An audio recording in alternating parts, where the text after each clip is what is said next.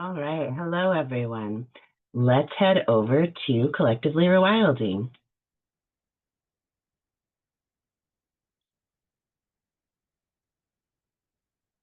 All right. I've already got everything all pulled up, and we should have a pretty good time, I'm hoping.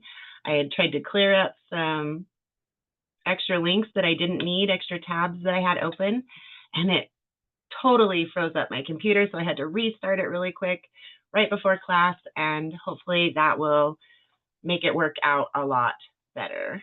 Now, how do I make this thing disappear? There we go. Okay. I think that my Fathom is still recording. I'm learning this Fathom tool, and it's a little bit awkward. So this is where we started last year with the property, what it looked like about 2 months from now, actually, but pretty close to a year. So we have the beginning of our base, shall we say. And now we have started putting in the living base, because this was pretty well dead. You can see that there's some stubble from things that had grown in the very early spring when the natural water was there. But even then, you can see all these dead patches of soil where nothing was growing because the soil wouldn't support life. Totally almost without any type of, and I apologize, I forgot to open up the waiting room. So let's just do that really quickly.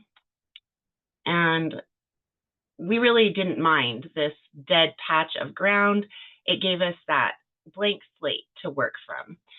Lots of work has gone into it, even though it's not anywhere near where we want it.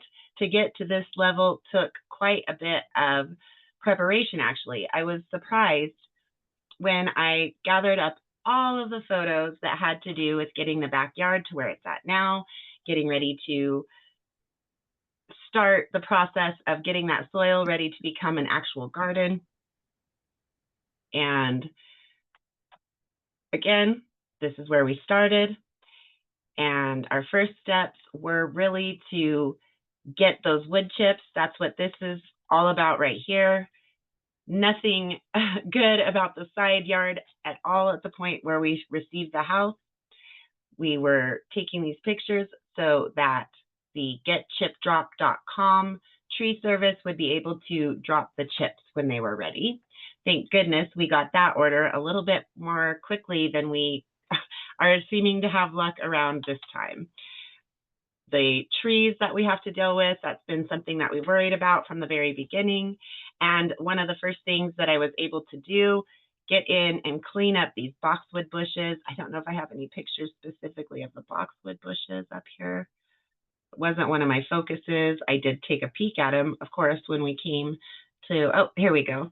So let's look at that a little bit so you can see how dirty and unkempt these boxwood bushes were. This is all dead because you can't see it very clearly. There's so much here that it just seems to blend in and become a part of the bush. However, there are tons, layers of dead leaves and things that had been blown in here. Trash was in this middle part of the grouping of stems that make up this bush.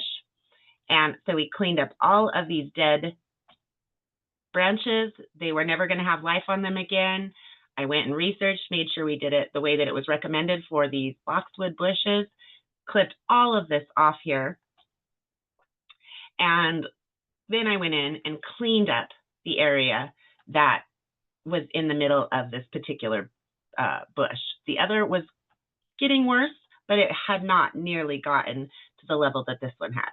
So let's just take a quick peek and look into the boxwood bush so that you can see how clean in comparison the base of these bushes becomes when they've been cleaned up.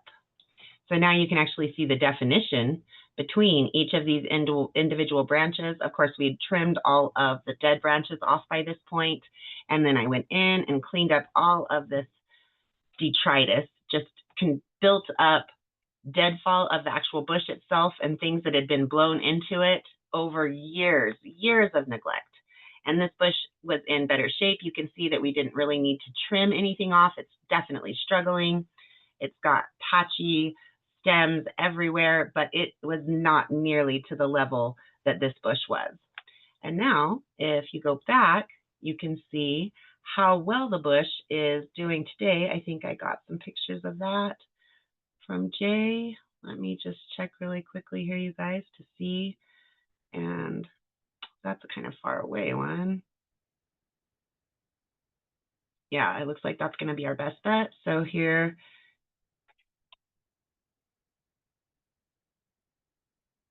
you can start to see new growth and just a great improvement. I'll take a better picture of it for you guys.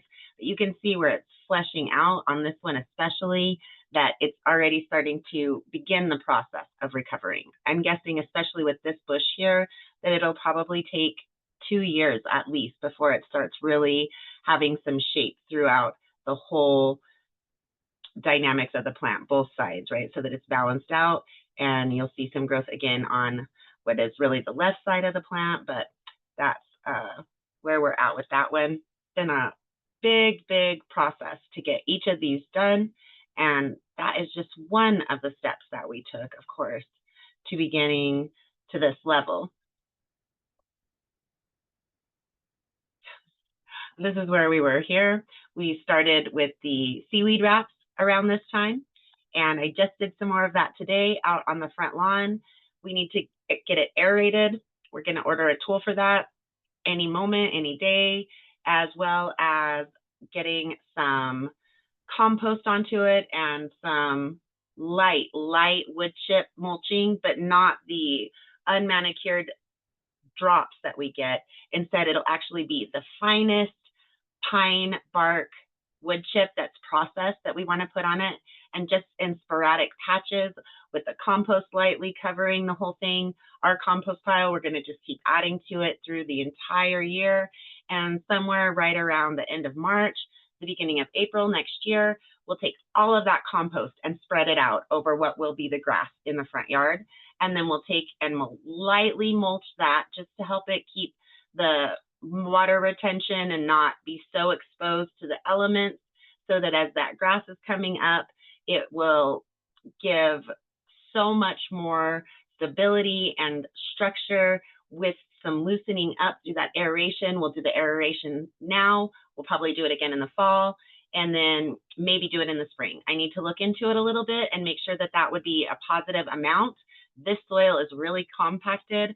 I don't typically do the aeration, but we're not wanting to tear up the grass. We want to save the grass, get it into better shape, get the soil itself into better shape, and then place big Hugel Kultur based mounds to grow a variety of different things. My herb garden I plan on having out in the front yard, and some decorative ornamental style perennials that are also food sources or that are good for pollinators, those types of things that won't be problematic. I don't have to fight the city about it, but I'm still introducing the idea that you can grow productive pieces in your front yard without even having to take the step of fighting the city. And that's the big focus out there. So we want to bring the soil back, but we don't want to tear it up or completely cover it with wood mulch, which would be the standards that I've applied before, right? We want to keep the soil structure as is and improve the overall ability for the soil to hold water, to hold air, for the roots to move through it, for it to hold nutrients. That's why you want to keep from getting them more compacted and compacted soils until they become dead soil, like our backyard was, right? Finally got our wood chip mulch. You can see how huge it is. It is literally the size of a car. So now we have spread that whole thing out over the side yard primarily, and that's the digging that went in. There's so many pieces that have been put in. There are almost 1,000 pictures in this particular album that I've put together. So I won't go over the whole thing as we went through that together as a group. However, it's kind of neat to look at what we started with and where we are today. And I'm going to scroll all the way down to the bottom. And not only this picture here, but just all the elements of life that are coming back into the soil. These rose bushes, of course, were already here. They're getting healthier. They were really butchered by the previous owner. I think they'd probably become pretty overgrown. And in selling the property and cleaning them up, they went at it. So we're seeing some life even in the more butchered rose bush. They're both just glorious. I'm so excited about them.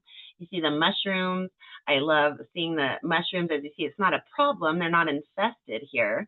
They're just little showings of it throughout the yard. This is the side yard itself here. And you see the berms, the swales. This is some growth, of course, that we need to get rid of. And actually some of this that you see is bindweed.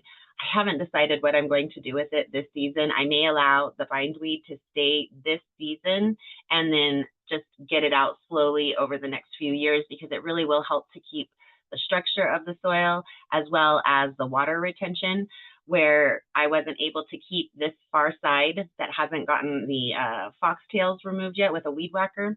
That and this area back here, she moved all these wood trees, all the trees that have been cut down, the trees that were here when we got here that had already been cut down, the dead tree we cut down, the trimming we did off of the aspens and birches in the front, all of that he moved over. And so now this area has to be mowed and weed whacked, and a little bit here, a little bit on the sunken garden, but oh my gosh, it's so nice now. And this side of the berm, it was impossible to keep it wet. There have been several different times that it's just dried out no matter what I did. One day I actually did get so busy I forgot that one was my fault. I replanted it, and since then, no matter what we all do, 4 of us out there trying to make sure this patch of soil stays wet, we haven't been able to with the winds and the heat. I decided a little bit late to go ahead and put seeds down, and I think I'm going to be pretty successful overall, but there are a few areas that won't have the success that I was hoping for, right? To be expected. This is a brand new venture in an essentially dead area of land. We've already brought teeming amounts of both reasonably okay crabgrass as a feature in a yard. Many yards are almost nothing but crabgrass, so not horrible. And I'm not sure, I need to get it identified. I need to bring out my plant app and find out what this one soft weed that's growing so predominantly, make sure it's not something super noxious, but just to mow it over to be a yard, we would just need to keep filling in these patches. We'd almost really be there because it's able to be nice, be mowed and green, and keep bringing more grass, actually put in real grass in the patches that don't have anything as that's coming in, and keep trying to get something like that going if that were our goal. We don't want to do that, of course, so I have to figure out how much of what weeds I'm going to allow to remain in the areas I wasn't able to get the life started really well.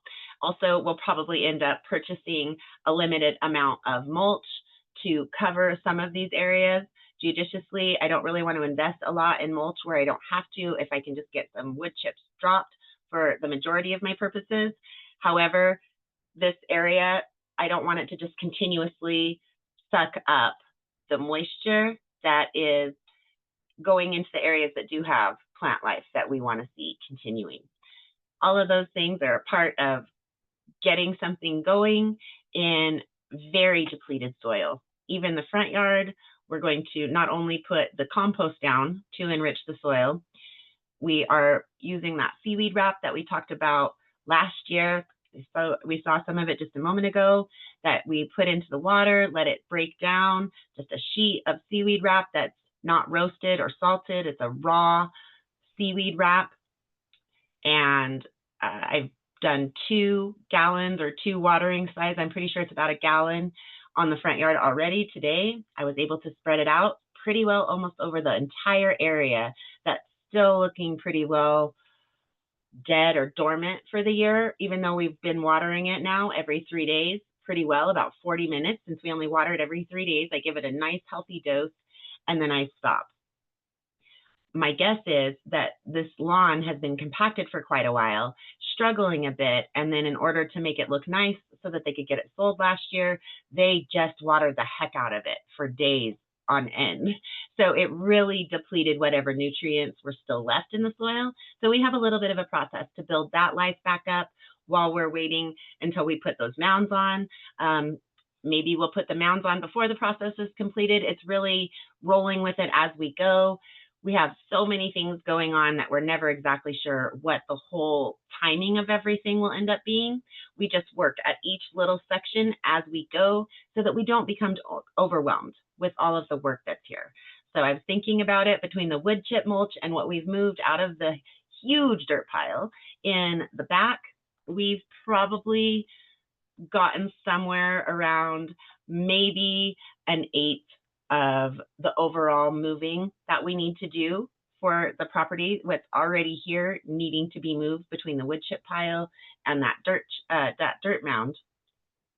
And that too helps me to break it down. Okay, so I've got to do 7 more times what we've already done. We've got to do that together, right? It's not just me. I am out there the most consistently, but without help, I would not be anywhere near where we've accomplished together as a group for people putting in different parts of this endeavor going forward. More than that, my father coming in and putting in these soil structures for us, right? So there's a lot of work and a lot of people contributing, and still it's going to take us a while. I'm really still very happy where we've gotten to, from dead soil to mushrooms is an incredible achievement in about what, 9 months, something like that, since we moved in. All right, now let me figure out where to move all these toolbars, and we'll head back over here. I think that relatively covered what I wanted to of what has been going on, just keeping everything watered. It's definitely been a challenge, but mostly successful throughout all the areas. I have seedlings even coming up on the side yard. Luckily, that, even though it was pretty depleted soil, like we saw, there were some true, oh my goodness,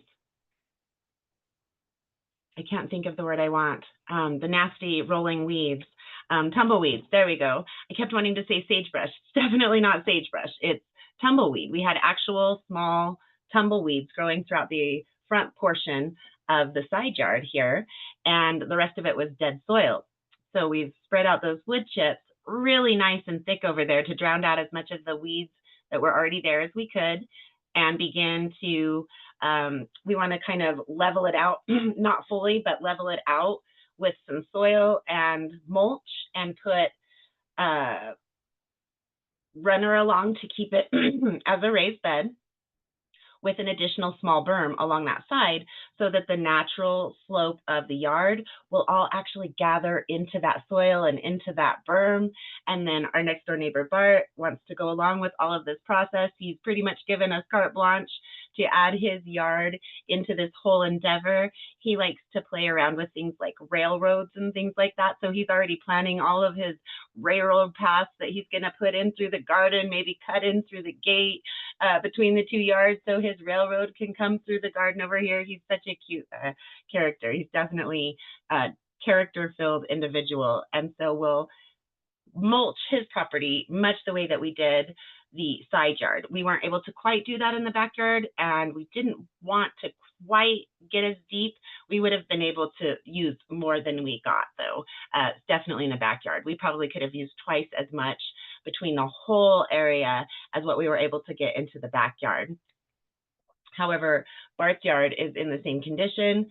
We've talked about it before. There was a huge salt storm, a huge wind and water storm that picked up a lot of the Great Salt Lake's salt component and distributed it in this area, really damaging the yards. And then they had an infestation of grasshoppers. So 2 huge devastating events, and these houses on this corner, the 2 after us and the one across the way, they have no yards at all because of this problem. Now, I think they have finally gotten one at the very base house, where it looks like probably new owners like us, and they've been slowly changing things, and we've heard some lawn mowing going there, but definitely it was a real struggle for this area, and I think that's what took out the backyard as well. It didn't take out the front yard as much with all the tree life that was there, and they probably really worked hard to bring it back to any life at all. So it's a blank slate over here. There is more weed life though, so it's not quite as dead as what this soil had been in the backyard here. we need to thick mulch it to get rid of all of those nasty weeds that are over there on his property. We need at least 2 and probably 3 more wood chip drops if we can manage it somehow. We've been all coming up with different ideas. Miss Tammy suggested calling the electrical companies. I was finally able to do it, and I tracked it back. We're in Rocky Mountain Power's jurisdiction, just as we were up in Wyoming. They kind of do a little chunk right up there in the middle of the north to midwestern portion of the west of the Continental Divide. I think of this as the west and all of that as the east, but that's not what we all technically are taught. So that little chunk, Wyoming, Nevada, Utah, Idaho, perhaps some in the northwest quadrant or into Montana, it covers a pretty wide little swatch there. And they are under the umbrella of a corporation called Pacific Corp, right? Like Pacific and Corp, but it's all one word, Pacific Corp. And I've found their nonprofit element, their foundation, as Megan P. is always recommending us over in Let's Go Help Too. Look for corporations' charitable element, whether they call it a nonprofit, a charity, a foundation, all these different things. Pacific Corp has a foundation, and I'm going to begin the process of trying to get in touch with them to introduce them to getchipdrop.com to see if they would be interested in starting to alert all of the tree surfaces under their umbrella that cut down trees and branches for these power companies to keep the power lines clean and functioning, right? And have them start utilizing getchipdrop.com as one of their charitable community outreach programs. I think it's really something super easy to accomplish and plausible. So hopefully I'll be able to talk to someone who can hear the ease with which they could start introducing this as a further community outreach that would actually save them money, give them great PR, and provide these free wood chips for their consumer base, right? Telling them, educating them, reach out to getchipdrop.com and da-da-da, and it would really help getchipdrop.com as well, which doesn't have a huge profit base. They're doing something, they're making some money off of it. Certainly, it's not this huge amount of income that they're creating through at least this one website, right? So it would be great for them to get that benefit and get more reach, help more people, keep more out of the landfills. So cross my fingers. I may be asking you guys to sign some sort of a letter to encourage them if it comes to that point, right? So I'm so busy, I won't be able to pursue it with any rapidity, but I'm definitely going to make it a priority. And right now, Jay's recommendation was trying to find out what the tree trimming services for Rocky Mountain Power here are locally and contacting them directly. So that's another step that I can do on the ground while thinking about how to approach a little bit of a campaign with Pacific Corp as a foundation to increase the value of their community outreach, right? Oh, goodness. So, like I said, lots going on. Any questions, anybody? We have about a half an hour. We can open up the floor if you guys have any questions about what I talked about or what you guys are doing, anything like that.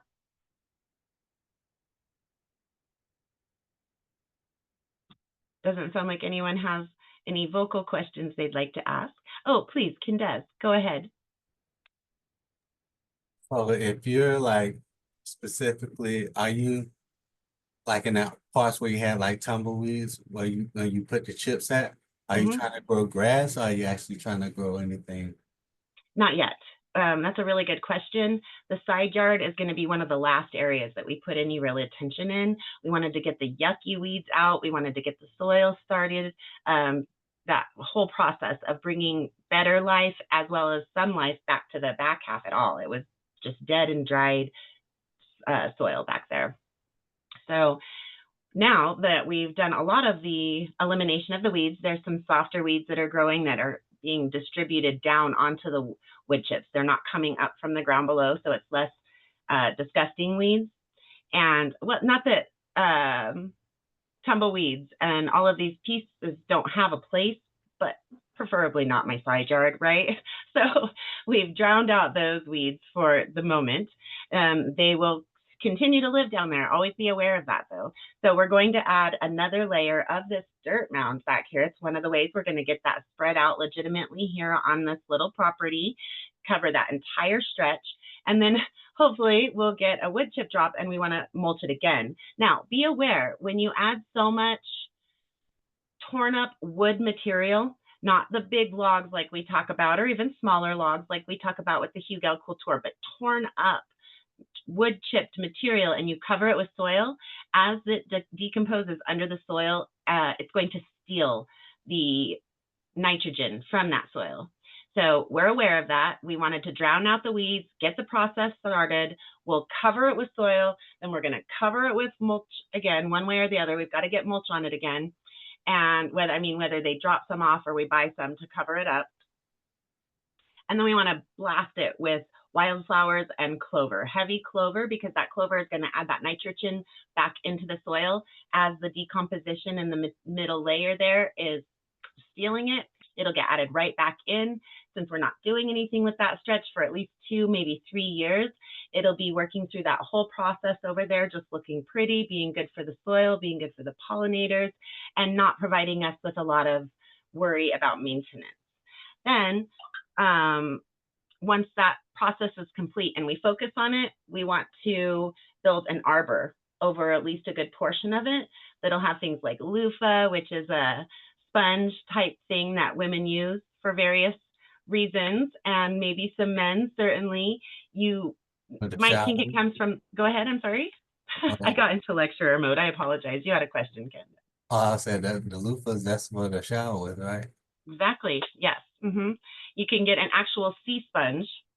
That was something they utilized back in the day. It was like a tree luxury, right? And then I don't know when loofahs entered it, but I love my loofah. I wouldn't go to those poofs or the sea sponges or any of it. And that's actually something that you can grow on your own property, and it dangles. So is a plant? Go ahead. Said you can grow loofahs? I thought it was like plastic or something. No, it is a part of the seed pod. So have you ever had a little seed looking item come out of it when you were using it? I didn't pay attention. I was just showering. Well, they're kind of big. They look a little bit like pumpkin seeds. And you don't get them very often, but every once in a while you'll get a seed that's left in that pod that is your loofah. So now you know to look and see if you ever see a pumpkin seed. I would guess that you probably haven't ever had one because you would probably have noticed it, right? It's not even going to go down your drain unless you have something that isn't working very well as a drain. So definitely a neat thing. I didn't always know either. I thought it was some sort of sea creature like a sponge, and I always felt bad about using them.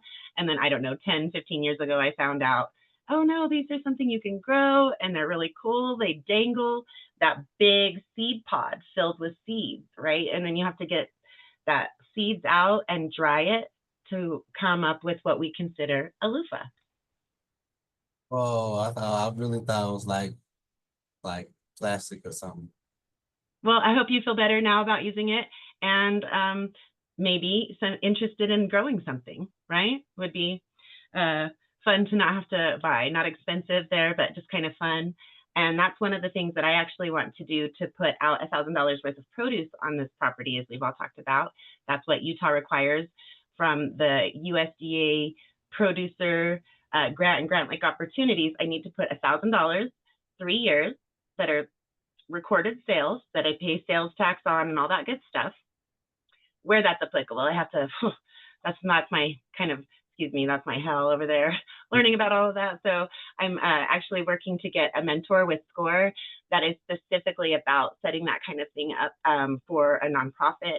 And I've got to get the for-profit piece as well, but all these pieces that I'm putting together, it's this big gargantuan puzzle that I'm trying to build in from the edges out. So another few things that are going to be on the arbor are roses, grapes, and seems like I had one other item that I would like to grow on that. And then we want to have strawberries and, it's cucumbers. Cucumbers would be on the trellis.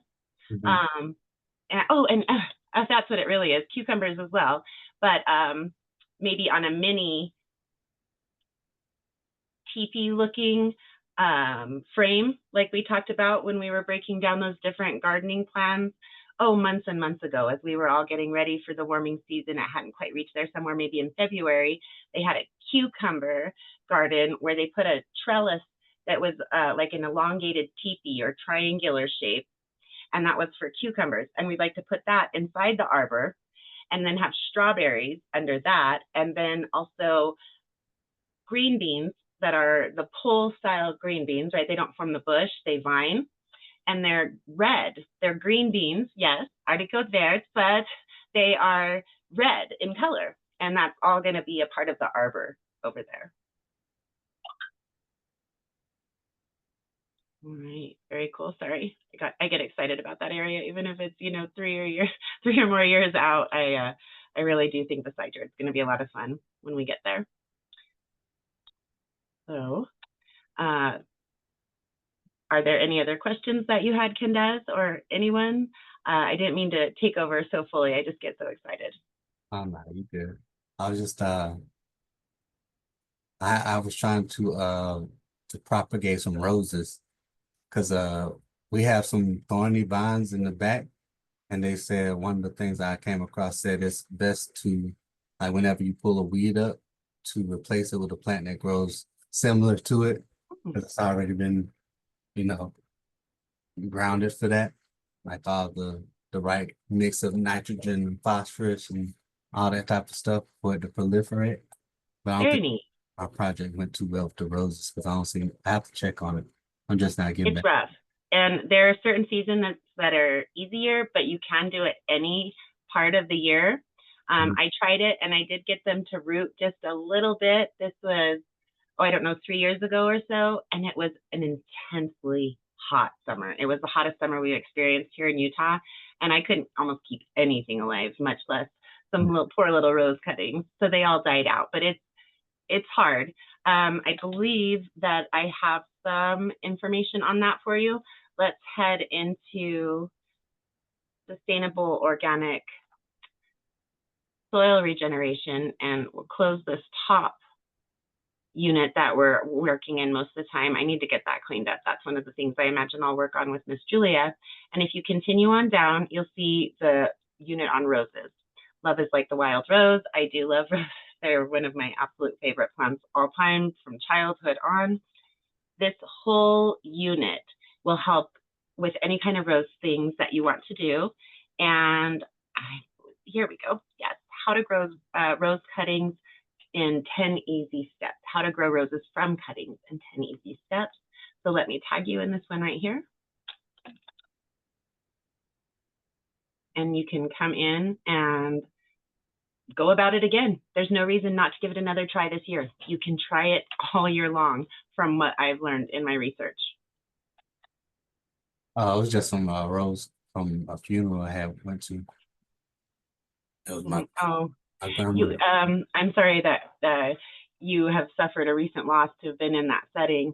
Those roses aren't going to propagate. You have to take a cutting from the living plant, and it needs to be a branch. And this is where I messed up a little bit. I didn't have a knife with me, so I followed the instructions, but I ripped it instead of tearing it. However, I did get some rooting. If it would have been a better summer, I may have had success with a few of them. So you really want to read through that lesson there. Goodness, and I've already moved away from it. I apologize. So that's the how to grow roses in 10 easy steps from cuttings, right? Just come in here and pull this up. This is Country Living. That's a really good resource. And then once you've read that, got your setup already, you want to have it already ready, and then go out and get your rose cuttings. Just look for maybe wild roses, I would guess, that are around. If not, if you have neighbors that they have roses that you like, ask if they wouldn't mind if you took a few small cuttings, maybe just one cutting from each rose bush if they're hesitant, right? You just need the smaller branches. You don't want it to be this big flowering branch. They'll walk you on through that better though. Like I said, I had some success initially. It was too dry, and that was the only attempt I've ever made for growing roses from cuttings. So I would rather that you got it from someone that's really experienced in it, and I don't want to give you too much of that information. There's some really great pieces in there that are going to help you walk through that, including from the start, how to get that cutting in the first place to have the best success possible. Absolutely. I love roses. I just think they're amazing. They're so useful. They're edible. They're beautiful. They're But you can eat roses? The flowers are edible, and the rose hips can be made into tea. You can gather them off of roses that are around. They have to have the big rose hips, but in the end of the winter, beginning of the spring, where there's not a lot of sources of vitamin C just growing around us, that's one of the things you could put into a tea along with pine needles, and that will give you vitamin C when there's very little available in the growing things that are beginning, and as your stocks would be depleting at that time of year, right? When we didn't have grocery stores and food 24 hours a day available to us in one way or another. So yeah, that was a really great source for tribal peoples. Pretty well, I hesitate to say the world over, but they're definitely widespread. The first roses, though, I love this. This just made my millennium when I learned this, because the first evidence of roses can be traced back to the Colorado Rockies, like 15 million years ago or something. I was like, yeah, another reason to love Colorado. So a very long-lived species of plant, right?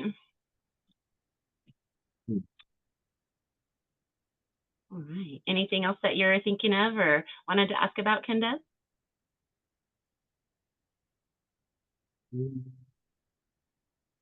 No, I'm just trying to figure out what to do with the rest of my mulch. It's a smaller mountain, but it's still a bit of a mountain. And so you got one of the wood chip drops in, is that right? Yeah, but it was like a big old truck. So it was like a bus, a small Oh my, bus, like a short bus with some motor. right? That's a little bit bigger than the one that I got, it sounds like. Not a lot bigger, but enough bigger. You can really spread that mulch thick. If you look at the website, I'm pretty sure it talks about it there. You can spread mulch up to 9 inches, 12 inches, a whole foot worth, and let that make just an amazing raised bed over the years. So definitely, if you go to getchipdrop.com, and let's pull up a new tab there so that we can see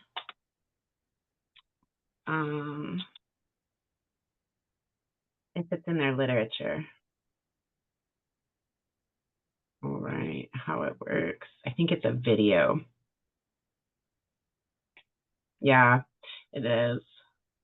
But in this video, and I'll just drop it in there again. I know I drop it in all the time, but it really is such a useful site. They do talk about that, Kendra, what you can do with this wood mulch, huge pile that you've been gifted with, right? It's a gift and it's a lot to deal with. So actually, let's pop that into the feed here in sustainable organic soil regeneration, since that's where we are. But my real question was more, does the USDA have different requirements for different states to be considered eligible for like grant opportunities? I'm not certain about that. It's something that's come up a lot, and I haven't really done any research. I contacted my beginning farmer and rancher coordinator, and that's the one who gave me that defined number total that would place me in line for these opportunities here in Utah. So that would be my recommendation. So do you want to see if we can't get your beginning farmer and rancher coordinator pulled up? Did we already do that for you when I think that was in a different class that you were in. Okay, so let's hop over here. And no, let's do this differently. Let's pull up a different set of resources.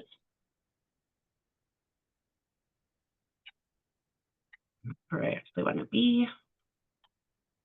And go into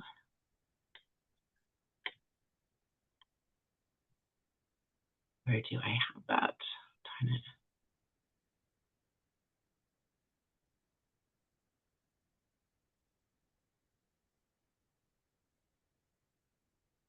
it. That's Utah. Here we go. Okay, beginning farmers and ranchers. And your, no, this is not what I was looking for. I hope they didn't change it because I swear I was just here and that's not how it worked.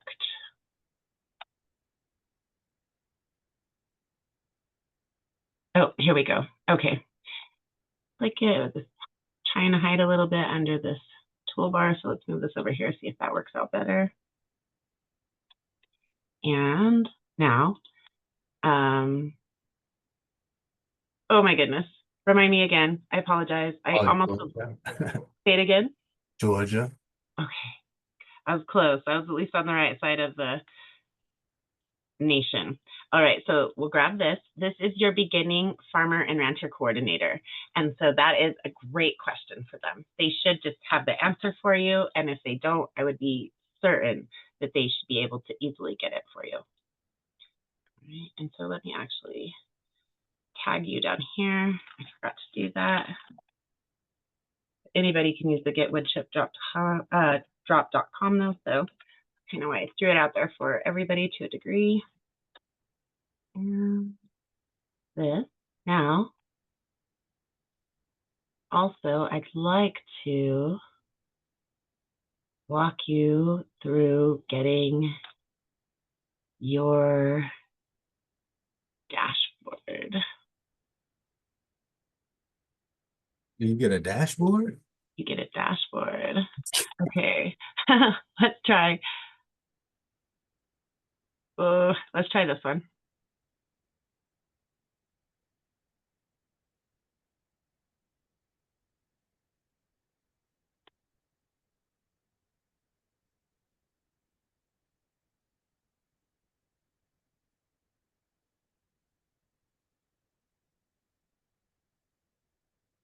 I think this might take us to where we want to go.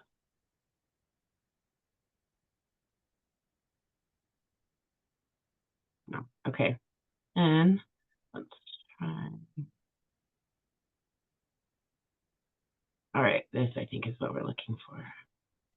Find your look. This is it. Okay, so then we put in Georgia. And what is your county in Georgia?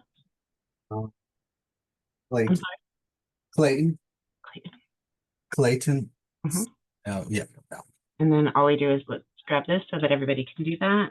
And we're going to hit go. And now you,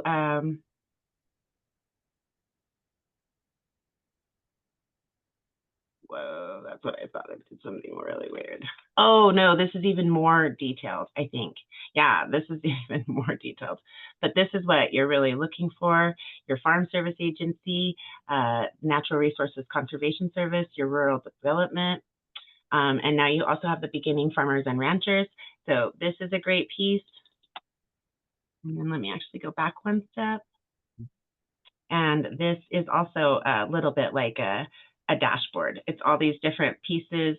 You have the Farm Service Agency that was also on that next one, your Natural Resources Conservation, your Rural Development, and there are two Rural Development. That's about the difference here for you on those 2 pages is there are 2 areas for Rural Development. What if I'm like in an urban area? Then you are possibly considered underserved as a more urban dweller. There are sometimes opportunities to go about it like that. So let me grab some resources for you along that line as well. So we'll comment this and let's build another area. So you have the beginning point before we hit your specific dashboard, right? Mm-hmm. But this is still specific to Clayton, Georgia. And then I'm going to put in the replies the overall actual dashboard for Clayton, Georgia. And then we'll pop back over here and we can get out of this one. And this one, we've got that information. Now I want to go about this a little bit differently, and I'm going to hit Control F, Control Find. Oops, and I didn't put it so quickly enough. Oh, is it not? It doesn't let me do it when I'm in here. Oh, thank goodness. Okay, I just needed to click the space bar. So Control F, Control Find, Control Frank, and you get this text field where you can type in a word that you're searching for. This case, I am looking for urban. No, how not? It doesn't make any sense to me. All right, let me think this through for a second.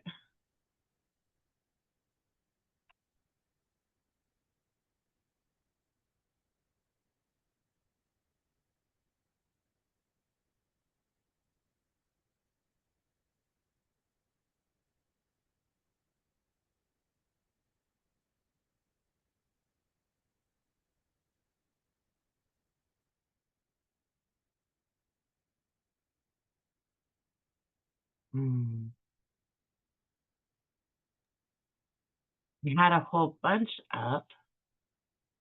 I don't think I have that any longer because I thought I got everything out of it. Okay, so I'm gonna have to do this a little bit differently. Let's go back over here and pull up a new tab.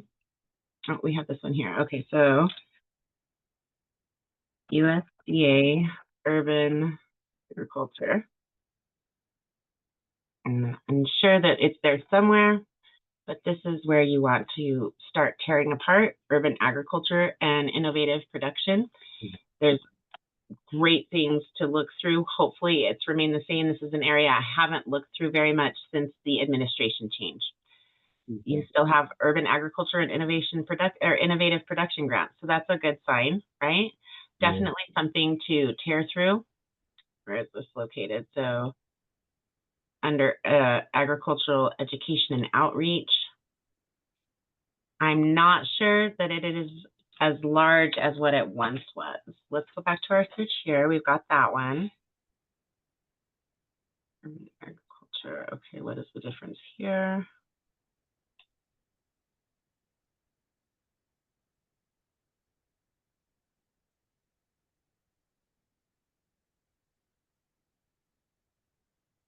Interesting. Right, you have a support unit there. The U.S. and Chicago Botanic Gardens collaborated to create this comprehensive guide, find information, legal issues in urban agriculture, zoning, definitions, things like that. Useful, but not really exactly.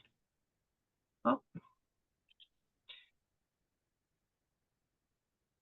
Okay, interesting. This may be a way that you could go about doing something. Small agriculture, it's an exhibit that you could check out. USDA, urban agriculture, urban growers, farmers.gov, urban soils, and the EPA. So this is a really great site as well. I'll grab that. And it's going to be a PDF, not really exactly. Let's grab your USDA urban service centers. This was what I thought should be there and what I need to get added in, it looks like. Okay, so we're going to click that. Get started at your USDA Urban Service Center. All of these great things. They don't have as many of these. So you have to pick those that are the closest to you. So would New Orleans or, Atlanta, Georgia. Okay, so Atlanta, Georgia. Can we click anything here? It doesn't look like it. Okay, find your nearest office. So let's just grab this overall link and the location and contact information. And then the urban service centers, you have the service centers, and we kind of walk through how to find that, like Farm Service Agency, the NRCS, which is the Natural Conservation Service Agency. That's kind of what they're talking about there. Then they want to walk you through your visit. All that great information. So definitely something to check out. That's awesome. Yeah. How you along with your nonprofit setup and everything? I'm sorry, say it again. I said, how are you coming along with your nonprofit setup? Well, there's actually a class tomorrow over in Lesko Help 2. and Megan and I are going to watch the video of what she and I did in the first round of working towards that, and then we'll answer everybody's questions about that. So look for that if you guys are interested. Going through that over there. Let's see, we got this one and this one, I think. Yeah, I watched that video. It was on YouTube. I was like, ooh. Oh, does she already have it up on YouTube? Oh my goodness. Are you sure? The setup we did about the checklist, that one should be on YouTube.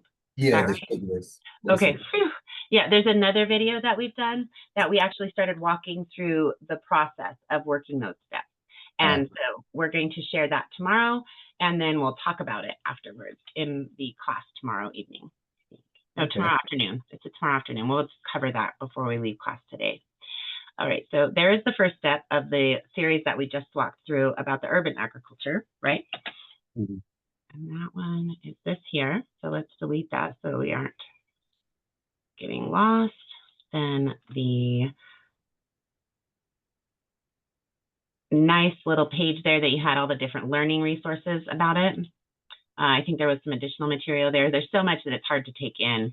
And that's why you have to really spend a moment with each different area, tearing it apart and finding the pieces you want to work with, right?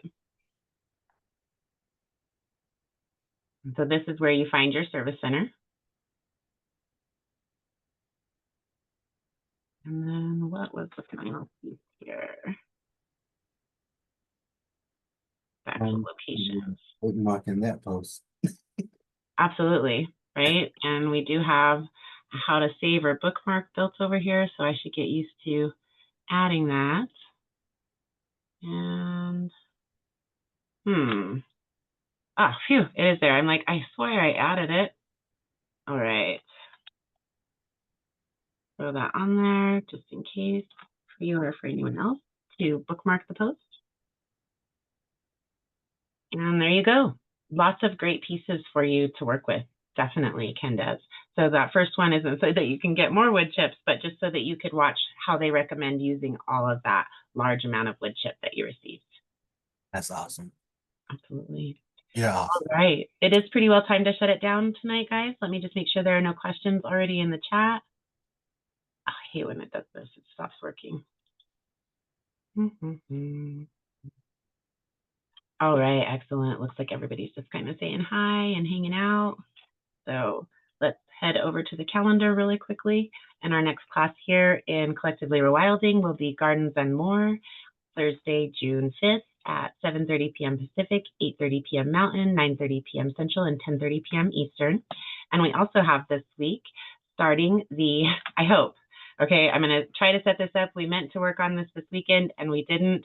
In fact, gosh, I wonder if I shouldn't just push this back. Okay, that one might get pushed back. I do want to make sure I have the setup right before we come in. And then also this week for sure, Miss Tammy will start her tea and talk with Tammy, and that will be at 12 o'clock p.m. Pacific, 1 o'clock p.m. Mountain, 2 o'clock p.m. Central, and 3 o'clock p.m. Eastern. Also, over in Lesko Help 2, we'll be having tomorrow, and I need to save that, so let's jump over here and go into our calendar. And we'll be having that action plan class that we just were talking about, Candace, where we walk you guys all through how to begin the start of a nonprofit, right? It's a big starting process. So this is the beginning of that starting process. It's not a redundancy. There's a lot more to do in the starting phase. So hope to see you all there as well. That's going to be a lot of fun, I think. I'm really excited about it. Of course, we'll get that material out in both communities as it's applicable both ways. But if you guys want to join us live, that's where we'll have that, and hope to see you all there. I hope you all have wonderful weeks and a great night. Please feel free to unmute yourself and say good night everywhere. Good night. Thank you. Bye, guys. Good night, everyone. Bye. Thank you. Thank you, Candace, for all your questions, and thank you, everyone, for coming.